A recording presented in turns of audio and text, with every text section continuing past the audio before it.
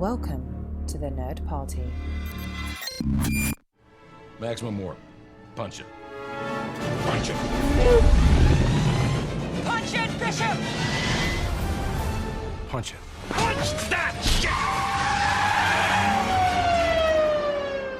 Let's punch it.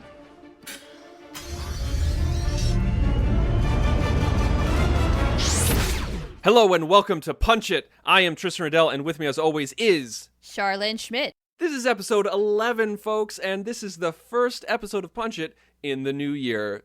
Char, I hope you had a great new year so far. It was okay. I actually spent most of the holiday season sick. As it sounds like you were, we had to take last week off. Yeah.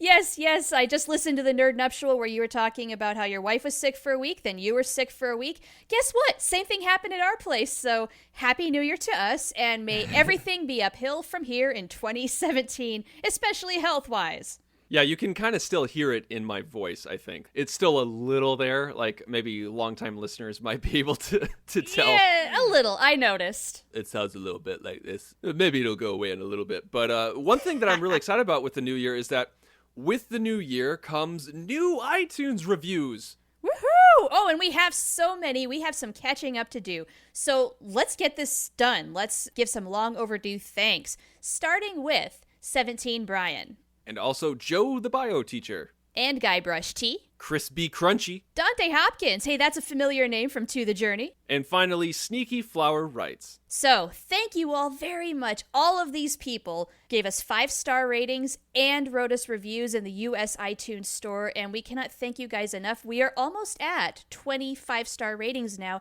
and nothing but. We are at solid 5 stars right now, Tristan. Not too bad for a small 11-episode podcast that just came out. So, yes, guys, please, if you can take the time, please do so. You can go to iTunes, search Punch It, or what you can do is go to thenerdparty.com, scroll down, click on iTunes, and there you can find all of our shows of a vast array of nerddom that we cover. We have new shows coming to you every single day of the week. And also, if you are an international listener and not in the U.S., if you write us a 5-star review, or if you write us any review, and you'd like us to mention you on air, please email us by going to thenerdparty.com/contact, selecting Punch It from the drop-down menu, fill out the form, it'll go straight to our inbox. Yes, and thank you very much in advance for doing that, because checking each country's iTunes store is a real pain in the you-know-what. It really, really is. Well, our last episode, number 10, was the end of a 3-part epic Star Wars movie that we wrote. Yes, indeed. That is how we closed out 2016. We had never done anything quite like that before. It was our first full-length feature film that we have written on the fly. We did it all right on the spot, so what you heard is what percolated out of our brains right at that moment. And it was quite the experience. I was really proud of us for being able to pull that off, and I have a feeling in the future there will be more of that. However, I don't know about you, but I am so ready to return to the true love in my life, and that is Star Trek. You know what I want to do today? Besides something involving Star Trek, what would you like to do today, Char? Well, this is Punch It, and one of the big things that we do, of course, is write episodes on the fly. I think it's time we get back to our roots and write us a Star Trek story. I am complete and utter agreement with you, because it was funny, as we were talking about what are we going to do next week, what are we going to do once we start feeling better, we just got done with a 3-part Star Wars story. A lot of our fans who came over to this network from our previous one came over because of Star Trek. And so we're like, how about let's alleviate some of those Star Trek fans from having to endure Star Wars with a little Star Trek medicine. We'll give them a hypo spray, as it were, in order to make sure that skin analgesic works its way through the rash. Yes, I'm feeling it too. For the record, I am dying to get back to some good old-fashioned Star Trek. And my thought is, since we're not just doing Voyager anymore, and we've branched out, we did a Next Generation story about Riker. That was episode 1. We did an Enterprise story, which I thought was a lot of fun. I want to keep kind of branching out. So I'm not saying, let's do another Voyager script, although I do miss those characters dearly. I really do. I love them forever. We'll go back someday. Someday we will. Yeah, it will happen. But this week, you know what I'm thinking? Let's go back to the original crew. Okay, so original series. We're talking Kirk, Bones in the 60s, not Kelvin timeline, right? Yes, I'm thinking not Kelvin timeline, the original, the OG crew, if you will. I can't believe I just said that. I really hate language today. Yeah, I was going to say, don't say that again. Okay, yeah, sorry. Okay, so not Kelvin timeline. I think you're right. Original Trek. That's going to be a lot of fun. For longtime listeners who have been around me for a long time know that I am not the biggest original series fan, but what I am... What? I know. People keep screaming heresy whenever I mention that. I recognize its greatness. I recognize that it's awesome, and I love all of Star Trek. I do. I love all of it. Every single movie, I can find something that I love about it. Some are harder than others. Every single show, I can find something I love about it. Some better than others, but it's all kind of varying degrees of love. And TOS just happens to be on the bottom, but it's still there. It's not like, oh, I hate TOS. I just like it the least. But one thing that I absolutely fantastically adore is the TOS movies. I really like where you're going with this because this is exactly what I was thinking too. I was not thinking 1960s era Starship Enterprise. I was thinking probably the Enterprise A and the movie era, if nothing else, where the crew is a little bit older. They're dealing with maybe different issues. And I really liked doing kind of like an interim story, sort of like what we did with Riker, where it was just after generations and there were unanswered questions. Well, the movie era has tons of space, little things that we can fill, little time gaps that we can explore. And I think this is an absolutely ripe area for us to delve in. So I am absolutely game. Yes. All right. So let's go ahead. And since we know that we're going to be doing TOS movie era, and I don't want to say we're writing a movie, let's just do a story. Let's do. Oh, yeah. No more movies for a while. No more movies for a while. Let's say we're just doing a story, like an episodic story, like maybe it's just like a one-off 45-minute story, whatever. Yeah. The TOS movie era. So let's try to establish a time frame. Let's try to figure out where in the TOS movie era, because that is a wide breadth of history there, from the motion picture all the way to the Undiscovered Country.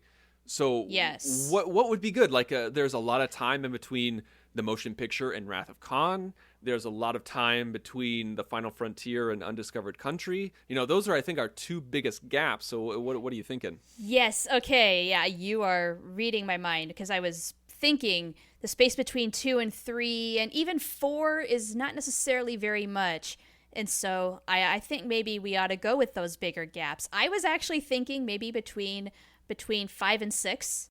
I think that could be fun. Sulu goes on to the Excelsior in that time. Right. And maybe we do a story about how it's the mission before they get the notification that they're due to stand down. Oh, this could be really interesting. Okay.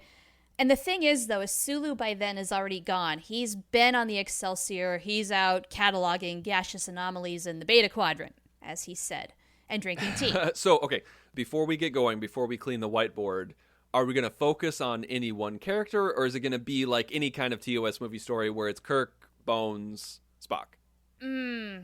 Well, here was the thing, is I was thinking maybe we would go in the direction of Sulu leaving the Enterprise, but is that something that you want to do? Would you rather deal with the big 3? I think it would be more fun for me personally to deal with the big 3. Okay. But let's throw in that Sulu storyline. It doesn't have to be the main story, but maybe that can be a part of the story. Fair enough. Let's roll with that. So, with that said, let's now clean off the whiteboard. It's time to write. Oh, it's so empty. Let's fill it up. Okay, so we've already established the time zone. It's in between Final Frontier and Undiscovered Country. And I guess I threw this out there, but we don't have to be beholden to it, where it doesn't have to be right before they are told that they're going to stand down, because that's kind of what Undiscovered Country is. Right. And if we're going to talk about Sulu going off to Excelsior, we need to be probably a little closer to, say, a little closer to after 5 than pre-6, if that makes any sense. Because I'd say there's a good 5-year-ish gap between those two in terms of the crew. I don't know if it was 5 years. I think the movies were released in 89 and 91. So I don't know in the universe. Like, it makes you think that in universe more time has gone by, because like at the end of Voyage Home, they get the new Enterprise, And then you have a hop, skip, and a jump to Final Frontier, which not much time has passed. And then only 2 years later, they say that they're going to decommission the ship. What? Yeah, exactly. So even though only 2 years have passed for us physically, it seems like more time has passed for the Enterprise crew, and they're kind of going off into different things. Like at the start of 6, Uhura is talking about chairing a seminar at the Academy, and like they're branching out and doing these other things. Scotty's got a boat. They're getting ready to move on with their lives. Yeah, so I always imagined that more time went by, and also it would make more sense that a new crew would take over the Enterprise. The Enterprise A, I mean, not an Enterprise B, because if it's a brand new ship and the crew is retiring, just get a new command crew, you know? Right? So we're not there yet. And maybe that could be the story. Maybe that's the story that we could do where we develop the reason, we do the retconning. Ooh. Maybe they said they're like, okay, you guys are due to retire, but we're not going to retire the ship. And Kirk's like, no, this is my ship. Like, I don't want somebody else running it or something like that. Okay, I could really go with this because Kirk's little ego is going to be hurt just a tiny bit if another crew takes over, quote unquote, his ship. Right. Always has been, always will be. It's his one true love. So let's focus on that. Let's focus maybe on when that comes down from Starfleet Command and they've done their whole thing of, well, no, they haven't done the whole thing of second star to the right and straight on till morning. Right. But they're starting to say, hey, look, we need to maybe get some transition personnel on there. And maybe that's why things were going so horribly in 5, too, is they've got these junior crew members who don't know jack. And they're just like, this is a disaster. You guys... Well, okay, here's a couple different ways that we can play it. And let's see what you like better. We can keep it in between 5 and 6, where they say that they're to be decommissioned, and we come up with some sort of reason as to why they're not replacing the crew.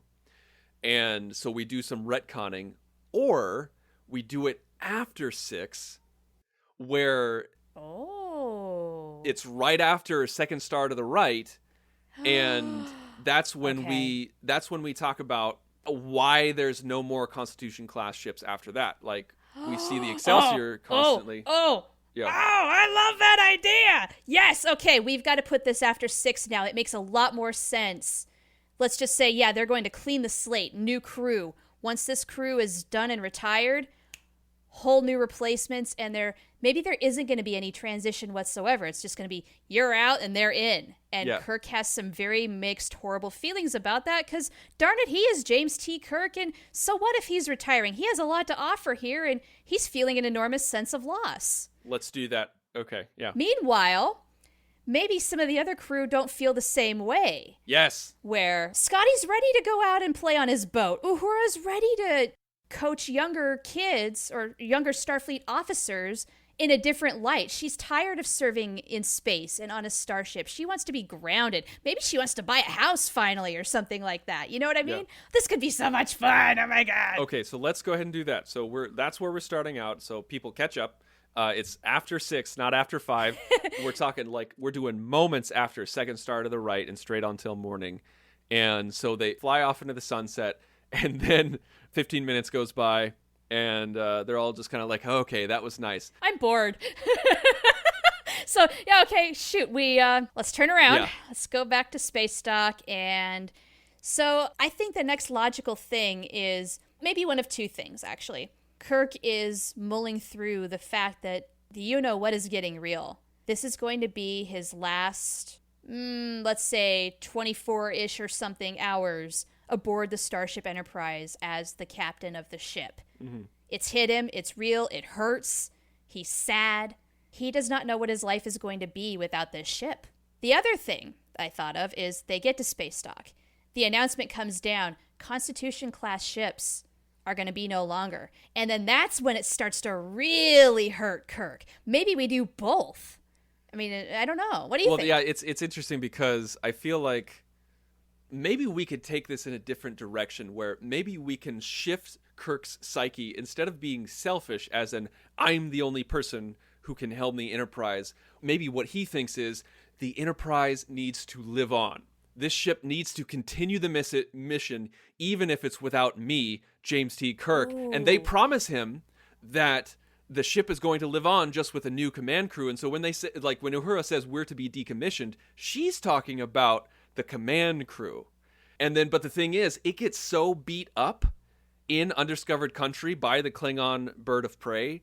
And like maybe the UFP or Starfleet was thinking of mothballing the Constitution class anyway. Like the ship snuck through, they were already building it. And they're like, okay, well, Kirk destroyed his Constitution class. We were already almost done building this anyway. So let's just give it to him, but we're not going to build anymore.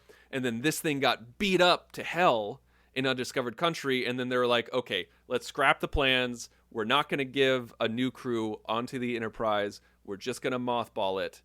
And that's when Kirk is like, no, the legacy needs to live on, even if it's without me. I have an idea. I love the idea of Kirk going through this journey where it is selfish for him at first, almost like not repeating the process he went through in Undiscovered Country, but kind of a similar pattern where at first it's about him and he's just like, the Enterprise can't be without me. Yeah. And so he thinks this is going to be the last Enterprise. But then he shifts his focus to say, no, the Enterprise must live on and there must be another Enterprise. Then, how about this? He does find out that Constitution-class ships are on their way out because the Excelsior model is absolutely thriving. Mm-hmm. Because of Captain Sulu. It's just technologically more superior, it's more capable, yada, yada, yada. They've done the teching stuff to it. It's great. And so the Constitution class is therefore becoming an inferior model, and so the Excelsior class is going to become the new kind of like standardized ship. Yeah, I like that. And so then maybe Kirk, he starts kind of making the case for the next ship, the next Enterprise needs to be an Excelsior class ship. Oh, okay. I was with you until that point. Not Excelsior class? No. Here's the thing. Let's take everything that you said except for that last sentence where it turns out like when like they get back to space dock, all of this comes down on him where he finally makes his peace with the fact that somebody else is going to run this ship. And he's just like, I was upset with the idea at first, but now I've made my peace with it.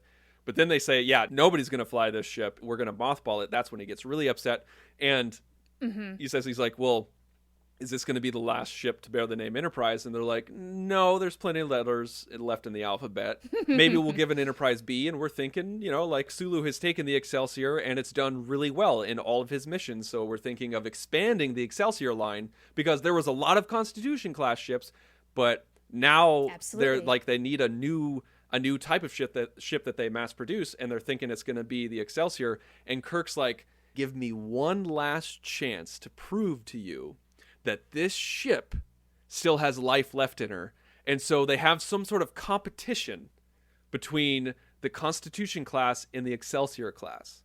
What sort of competition? I have no idea. That's why we're writing this together. Because, well, this feels like Star Trek 3, where the Excelsior class is maybe technologically more superior and is capable of maybe even having a better warp drive. It's more efficient or whatnot. And so that sort of competition feels like been there, done that. And I'm not sure how else these babies are going to compete. But the Excelsior lost. The Excelsior lost that competition because Scotty sabotaged it. Right, yeah. And maybe Kirk brings that up where he says, he's like, yeah, last time that the Excelsior went up against the Constitution class, it lost. And they're like, yeah, because Scotty sabotaged it. And he goes, what if something else happens?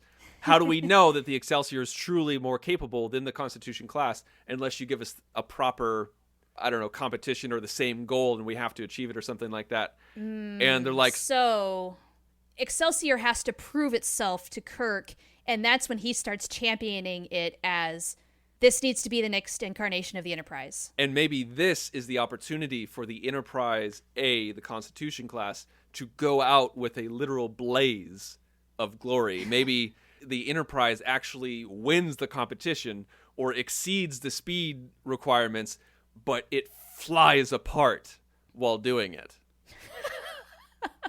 Well, you could also say that the Excelsior almost flew apart in Undiscovered Country too. Fly her apart, then. I know that's why I said that, and so right. So basically, you're just making that bucket of bolts shake. Okay, but I'm not entirely sure where you're going with this, Tristan. Okay, here's where I'm thinking, and you can tell me if I'm wrong here. What I'm thinking about is that it gives us one last shot to prove that the Constitution class is a beautiful ship and it's worth a lot. But the thing is, we can't have it win and survive because we don't see it again. We get the Enterprise Right. B. And so if we're trying to retcon a story where the ship is being decommissioned, but yet it's only been in service for 2 years, I want it to go out in a blaze of glory. But if you think that it's enough for the emotional ride, then let's do that instead. Here's what I'm thinking is Star Trek VI was the Enterprise A going out in a blaze of glory. Okay. They sort of did already pass that baton a little bit because I'm thinking of that beautiful scene where it's Excelsior alongside Enterprise and Excelsior departs and it's like, you're going to go your way and I'm going to go mine. And we don't need any more than that. Okay. So I feel in a way this needs to not necessarily be an action story. This is much more, I would say, even novel-esque, not screenwriting-esque, where it's going to be a little more introspective. It's going to be more in Kirk's mind. It's going to be more dialogue. Okay, so if that's the premise that we're going at, where it's not just the crew that's being decommissioned, they find out that, holy crap, it's the ship that's going to be decommissioned.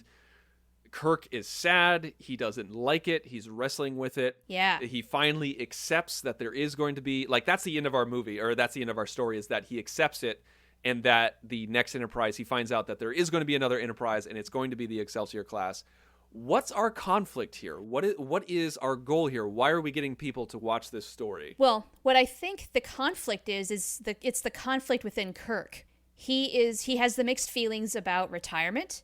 He has mixed feelings later on about finding out that the Enterprise A is going to be salvaged for parts, and that's about it. I mean, what an undignified ending, even though it's very practical. And maybe for a while, Starfleet isn't sure if it's going to continue the name Enterprise. Maybe that is a development that happens later on, and as a result of Kirk fighting for that cause, saying Enterprise must live on because I'm not going to live much longer. I've got so many years left, but Enterprise can live as long as Starfleet lives. Okay, so I like that idea where, so we get to the point where they get the news from Starfleet that it's decommissioned and that's it. And he's debriefed. Yes. On the events that happened in Undiscovered Country. And the entire crew is debriefed. And they're all together and they're talking and they're like, we also have another treat for you. We're honoring you in the best way that we can think of. And that is by retiring the name Enterprise. Oh, and they hate it. Well, some of them hate it. Kirk really hates it. Right, that's the thing. We can go back and forth on that, where they say, it's kind of like retiring a jersey number, yes, in basketball and football. Yes. Where they're like, you guys have saved our skins so many times that this is the best way that we can think to honor you. So we are decommissioning the ship. We're going to keep it around, but it's going to be a museum, and there will be no more Enterprise out in the galaxy because the name ends with you guys. And then you can see that some people are distressed, and then we have this scene where they walk out and they're kind of muttering to themselves, who likes it, who doesn't? Right. Yes, maybe there's a little bit of an after party. Yeah. Where our cast is talking through this. So maybe we decide who likes it and who doesn't and why. That's what I'm asking you. So who likes it, who doesn't? I think Kirk initially is all for it because who else is going to possibly succeed them? Maybe these crews need another start. But then he comes to realize, maybe through talking with his crew, wow, this is a horrible way for the Enterprise to die. It doesn't need to die. I don't know. What do you think? I feel like Kirk is immediately, I'm kind of the opposite of you. I think Kirk immediately doesn't like it. I think as he kind of goes back, we see the look on his face, the camera's on his face, and you can see him age, in that moment. His face falls. And maybe Bones is all, Spock is indifferent, and Bones is all about it. He's like, yeah. I mean, an Enterprise is our ship. We're the ones who save the universe. We're damn right. No one else is. I could actually is going to bear the name. See Scotty chiming in the same way, saying, yeah, go us. What a great honor to have bestowed upon us. And yeah, that's what I'm thinking. Kirk, yeah, I do agree. I think Kirk is, but I don't see it that way, you guys. Yeah. The Enterprise is not just us. There were so many other people that served with us.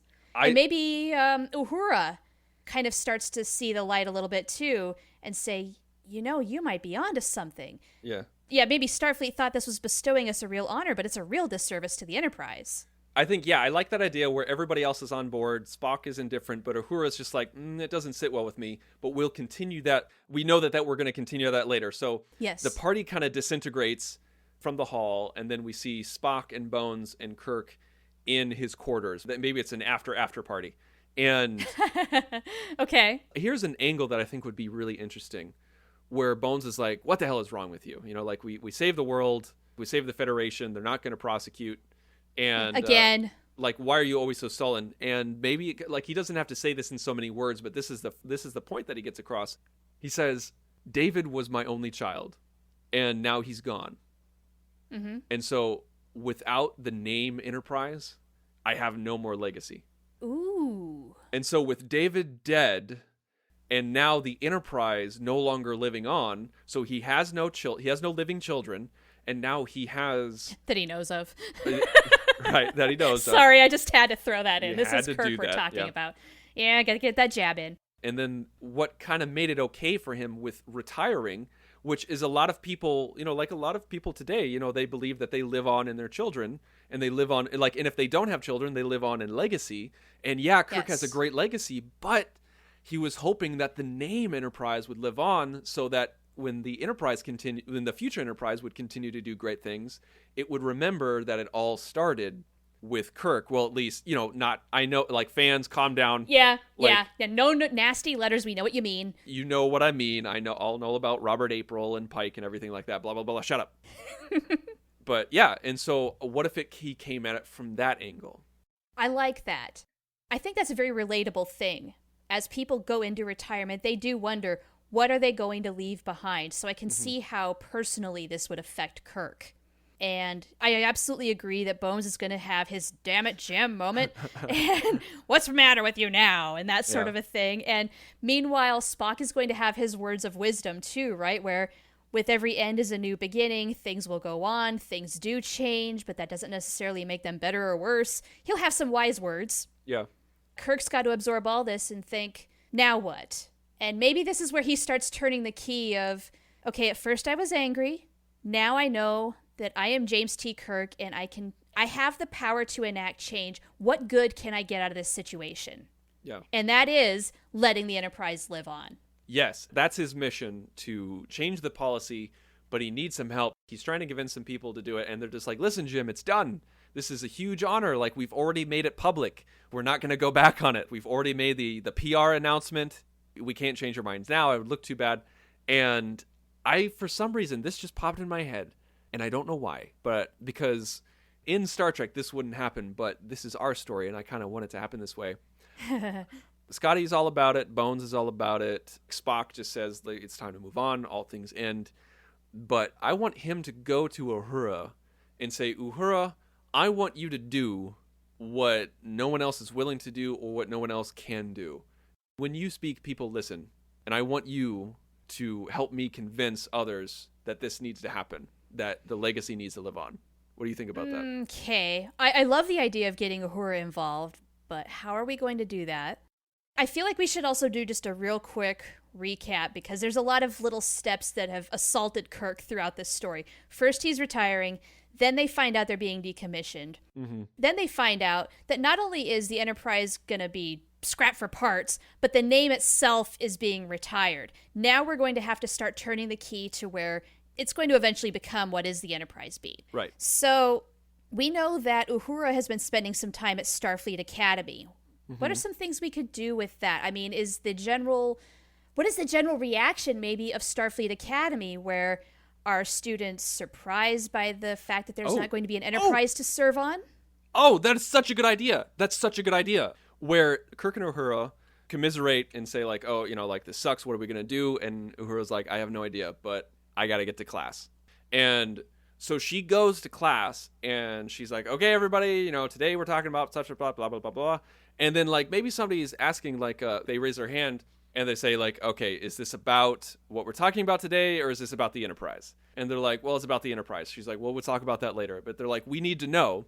And then there was tons of students at the academy and they talk to Professor Uhura and they say, I wanted to serve on the Enterprise someday. That's sort of what I was thinking was I think there needs to be a general comment that Uhura picks up on where students are disappointed that they're not going to be able to serve in this tradition, and that is the angle that Kirk can take. Mm-hmm. That's sort of the idea that maybe Uhura lends to him, saying, look, you can argue it this way, make it happen. Yeah, so we see Uhura talk to more and more students, and then those students talk to other students, and those students talk to other students, and then all of a sudden there's just this buzz on campus where everyone starts going together and they barrage the head of Starfleet saying, no, please recommission, not recommission the ship, but recommission the name. I have an idea. Okay. I want to know what you think about this. Okay, what if the buzz gets so big that students at Starfleet Academy have like a rally? Everybody comes together in one location, one time, one place to start expressing their thoughts about the matter. People get up one at a time on the loudspeaker, say, hey, look, I'm graduating in a year. I was expecting to go on the Enterprise, or something to the effect of, hey, my dad served on the Enterprise. Yeah. And that this ship is a great honor that needs to still be a part of Starfleet. We understand the importance of this crew, and it was intended as an honor to decommission the name, but you're so very wrong. And then maybe Kirk shows up, giving absolute credibility to this whole thing. Yeah. You know, because maybe Uhura's there, and they're saying, look, we have living history right here. But then Kirk shows up and nobody knows, not even Uhura. Mm-hmm. And he speaks up and says, thank you. Yeah. Thank you for everything that you have said.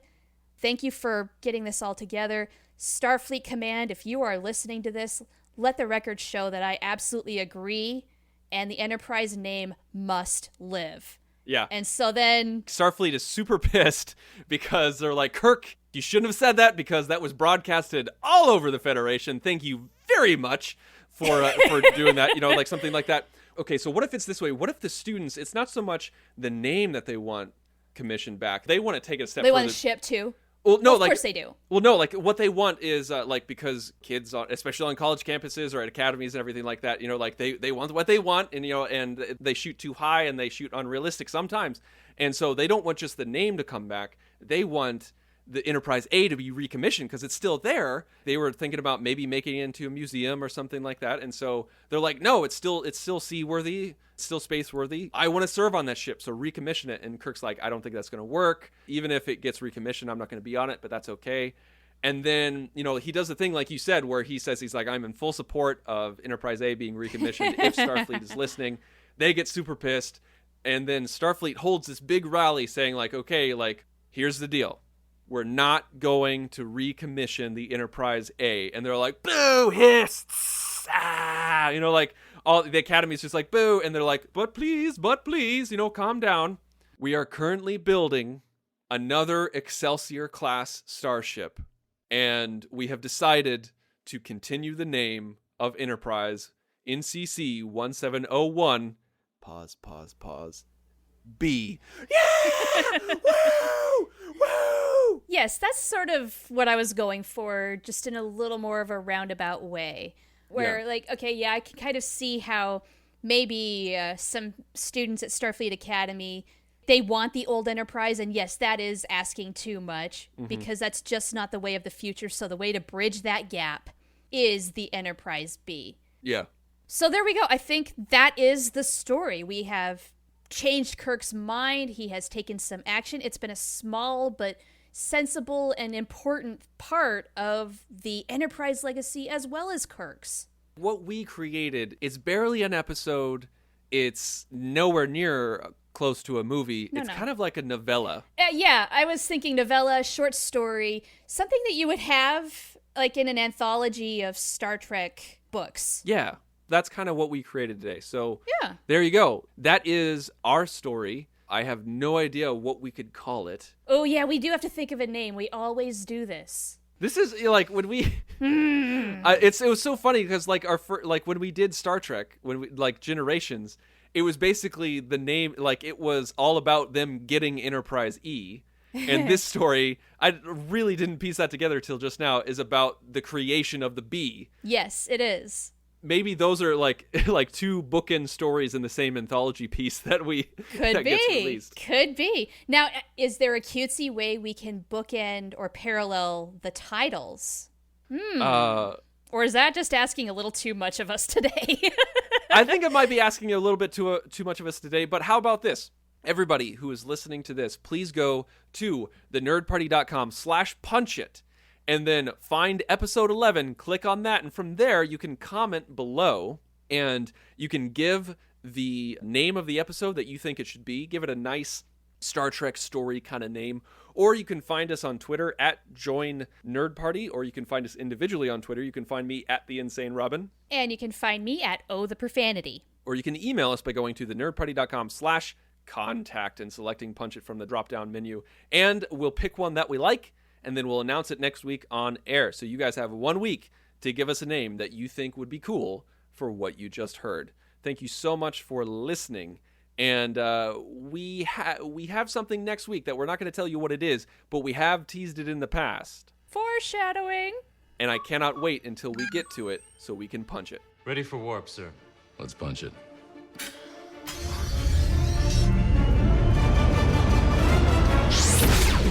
Join the revolution. Join the Nerd Party.